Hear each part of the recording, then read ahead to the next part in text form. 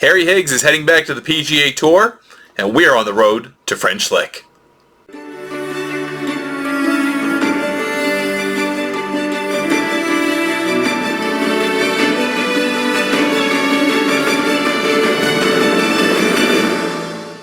Hi everyone, and welcome once again to the Road to French Lick. I'm Ryan Ballingy. This is our show chronicling the 2024 Korn Ferry Tour season, culminating in the Korn Ferry Tour Championship presented by United Leasing and Finance, played for the next 5 years on the Pete Dye course of the French Lick Resort in French Lick, Indiana.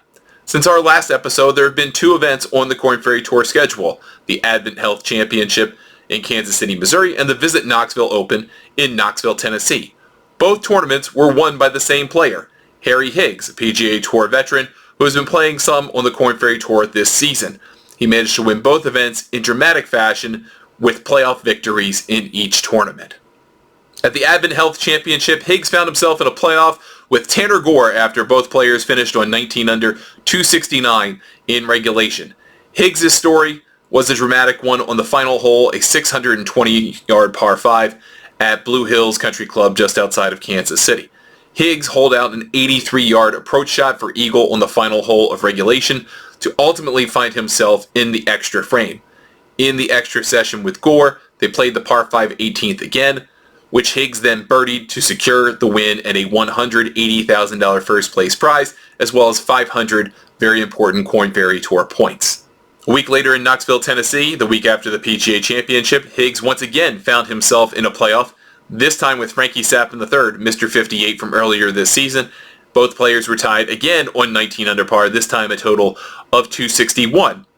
And in the playoff, both players went to the par 5 18th, and both players managed to make a birdie on the first playoff hole. However, on the second playoff hole, Higgs was decisive, making a winding, fast 35-footer for eagle to win the tournament for his second consecutive win on the Korn Ferry Tour, earning another $180,000 and another 500 Korn Ferry Tour points, all but assuring Higgs an opportunity to earn one of the 30 PGA Tour cards available through the Korn Ferry Tour standings at the end of the season through the Korn Ferry Tour Championship presented by United Leasing and Finance. On the back of those 2 powerful wins for Higgs, which reinvigorates his career, let's hear from the back-to-back champion himself, Harry Higgs. Yeah, thrilled to get another result. I had my list of things last week. I think I've netted out maybe a B of accomplishing those. Was fortunate to obviously get the result. And I would have said I did an even better job this week kind of controlling the things that I wanted to do. And again, I get the results. So I would have been happy if I didn't win the playoff, if I wasn't even in the playoff, because I felt like it was another step in the right direction, taking care of the things that I need to do to bring out my best performing self. So, I mean, it was just great. It's great to win, sure. But again, I was proud of all the other stuff that I did that didn't have anything to do with the result. And then, fortunate things break my way, and I do get the result as well. That just kind of hammers it home. It feels great, and then it's also, motivation to keep going for more. We now take a look at the Korn Ferry Tour point standings with the top 5 in the rankings highlighted this week, as we do each and every time on the road to French Lick.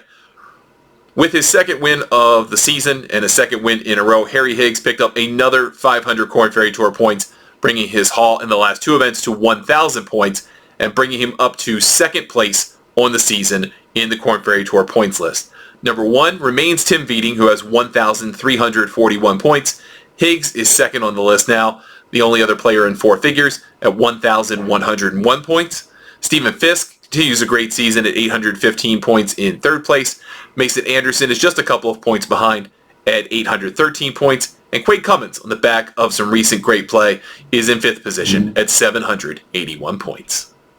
This week we're joined by former PGA Tour player and current PGA Tour analyst for SiriusXM PGA Tour and PGA Tour Live, Dennis Paulson. He was at the SiriusXM PGA Tour Radio Listeners Cup on the Dye course at French Lick Resort in French Lick, Indiana, and he spoke with our Brendan Sweeney about his journey to the PGA Tour, what it means to earn your card through the Korn Ferry Tour, and what the players who are going to be competing in this year's Korn Ferry Tour Championship are likely to face on the Dye course.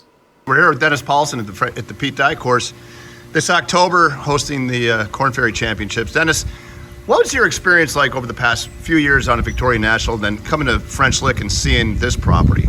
Well, Victoria National is pretty intimidating, really intimidating. And I saw this place yesterday for the first time, and it's like, wow.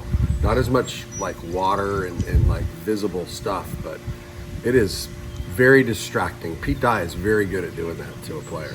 It's very distracting, and that everything's really wide, but the fairways aren't very. So it's like you're trying to play to ribbons, literally ribbons. Now I play the tees up, so I hit it in some places that I couldn't imagine it's a player trying to hit it there, because they're 150 yards farther back than where we played.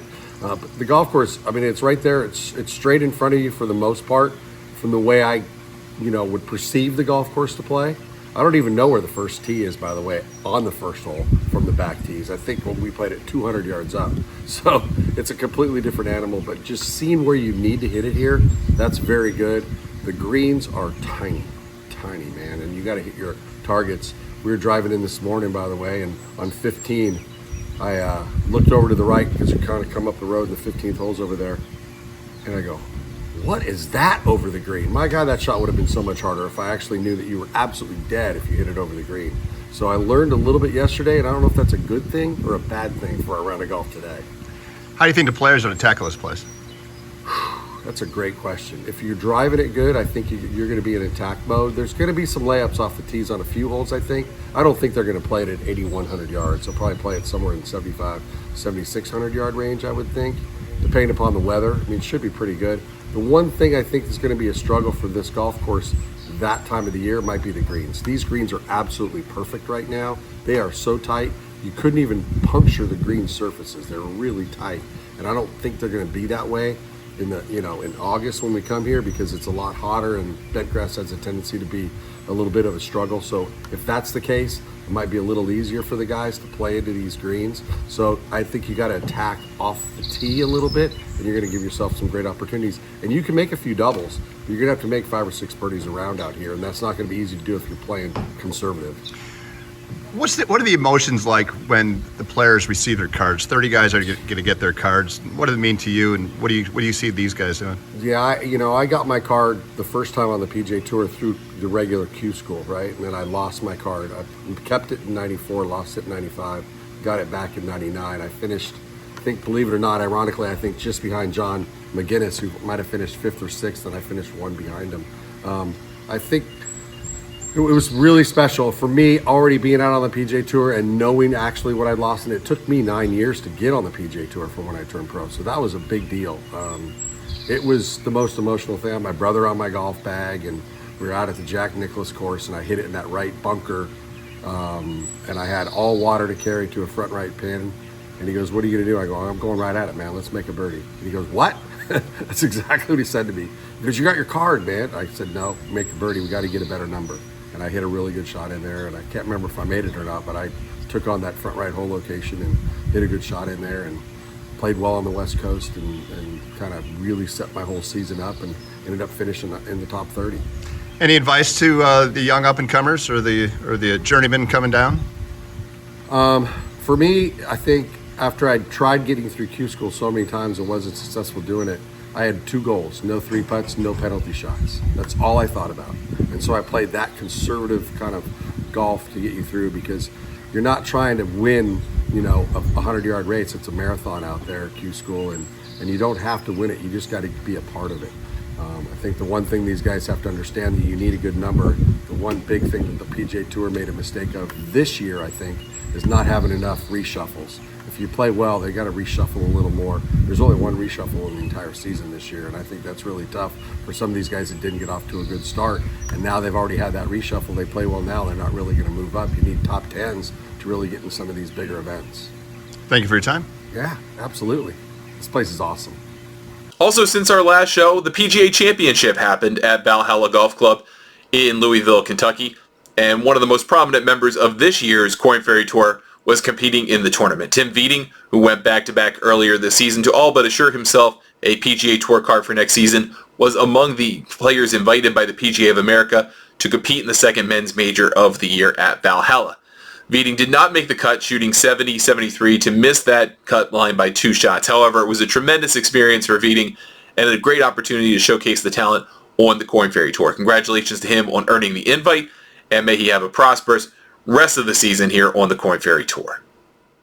Brendan Sweeney joins me. He was just up at the French Lick Resort last weekend for the SiriusXM Listeners Cup, getting a chance to check out the property just a few months ahead, not too far away now from the Korn Ferry Tour Championship presented by United Leasing and Finance. Brendan, thanks for being with me. How's French Lick looking, and how's the die course looking? Ryan, how you doing, buddy? Thanks for having me back on.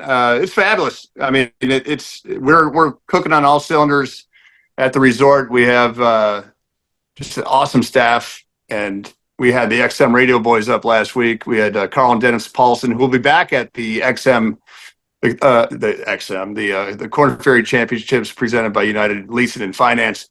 They'll be on site with XM Radio as well as Golf Channel. So they had a preview of it. First time Dennis has been there. You'll see in his little interview today how he did, and he just fell in love with the place. And if you've been there, it's easy to do. But the course is in fabulous shape. We're starting to get some players show up, doing little test runs on it, and it's going to be a fun test of golf. What's the reaction been from the players who have been out there to kind of give it a little bit of a preview? Because we're getting to October. We're not too far away from the crunch time when the cards are decided. Yeah, it's a big ballpark, and there's no trees out there at all, and you can see forever. And they realize that they can hit it really far, but in the Pete Dye course at French Lick, you have to hit it in precise areas. Pete set up the golf course, by how far someone actually hits their drives. So if you're hitting at 310, and if you're playing for the proper tee boxes, you're fine. But if they shorten up the golf course, your 310 drive will be 20 yards through the fairway, and who knows where the hell you're going to wind up. So it's going to be great. It's going to be a great test. A couple guys came out and they were just, number one, shocked about how big it is. Yeah. And what you can see, but the condition and the surroundings and the town and how quaint it is and how really it's a great magnet for golf. And we're looking forward to putting our best show on for these guys. We got the Korn Ferry Tour coming in early October. We just had SiriusXM out there with their Listeners Cup. And then not too far from now, we've got another dynamic group coming to shine a light on French Lick. I'm not a young guy anymore, but I was a very, very fun young person at one time, and I think I'm a pretty fun, middle-aged guy now. But I'm becoming like the off my yard guy, and we hooked up with the good golf guys last year through our relationship with Callaway Golf, and these guys showed up, and they're incredibly fun, incredibly talented golfers, and they have just crazy numbers of people following them. Yeah. So come on June 18th, Tuesday, June 18th. We're hosting a Midwestern Open with the good golf fellas, and tickets are available at goodgoodgolf.com. There's a $100,000 purse out there. Going to have between 30 and 36 golfers, two-man teams and women's teams that are coming out to play the die course and just destroy it and have fun with it, and not destroy it, but just have a wonderful good time. But there's some great, besides the regular good golf guys. I mean, you have Paige Sporanic's coming, Colt Knost is coming, Eric Anders Lang's coming, Austin Reeves, Zach Radford, just to name a few. So it's going to be a well-rounded field of top-notch influencers. And I can't wrap my mind around the amount of people that actually watch this stuff and the amount of following, the loyalty of their fans. And, they released the tickets not too long ago, and 1,500 of them just went right out the door. So I think they're $20 a piece. If you go to goodgoodgolf.com, if you want to come, if you're in the Midwest and just want to drive over for a day, it's great. If you want to fly into Louisville, Kentucky, it's about an hour and 10 minutes from the airport.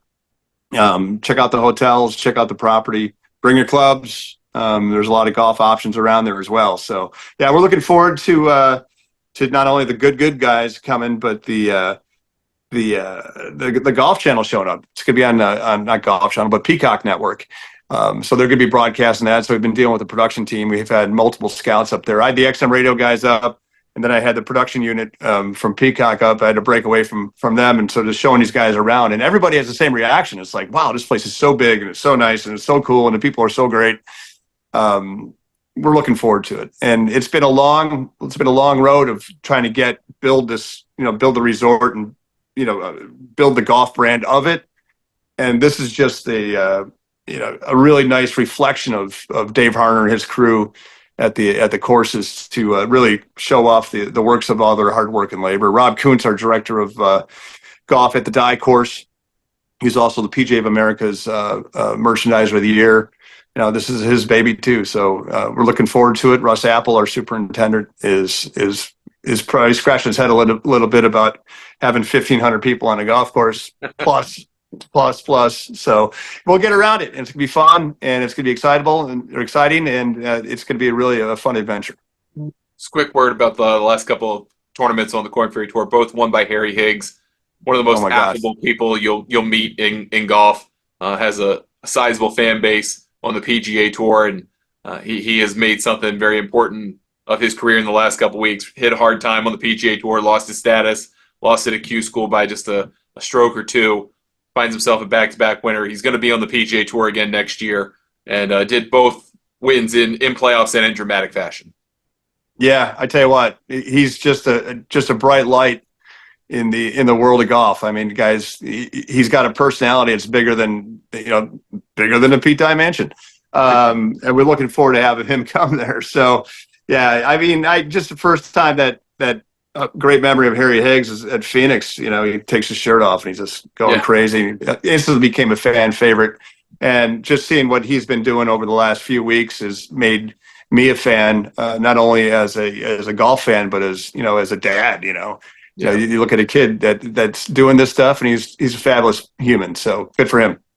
Yeah, absolutely, for sure. A guy that had to take his lumps a little bit, has made something of it, and seemingly come out stronger for it. And that the Korn Ferry Tour isn't just for young guys who are coming out of college just trying to speed to the PGA Tour as quick as they can, but for guys who have created a career for themselves and maybe fell in a moment or a year where they just couldn't maintain their standard. And that a guy like Harry Higgs has gotten it back in a big way, which is great.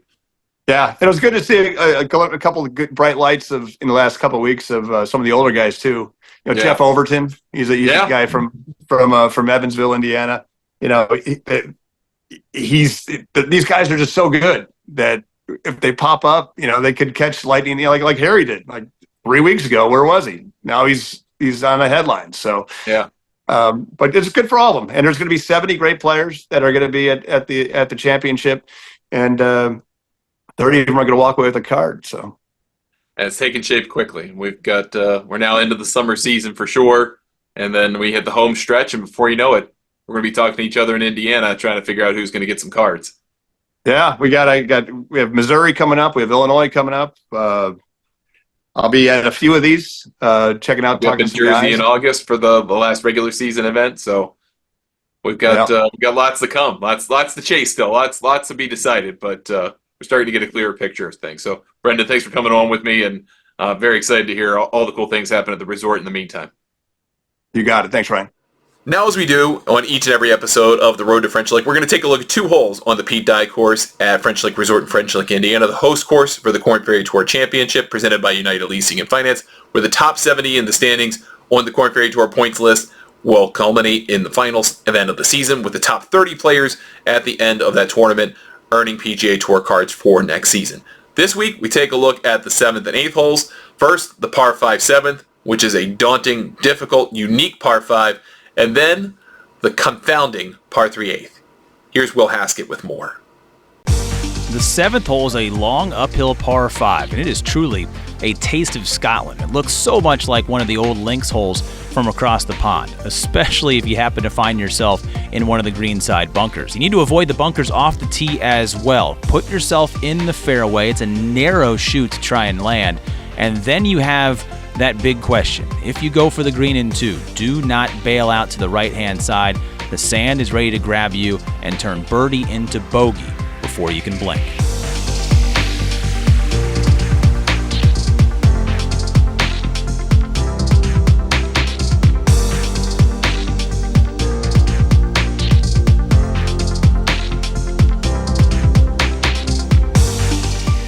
The 8th hole is a spectacular view of the Pete Dye Clubhouse, which looms in the background of this great par 3. Long and right are the places to avoid here with your tee shot, but the large bunker left in the approach creates big issues for those forced to play from it. Accuracy, again, the premium on this golf course, and it is here at this par 3. Short and left, your bailout should you miss.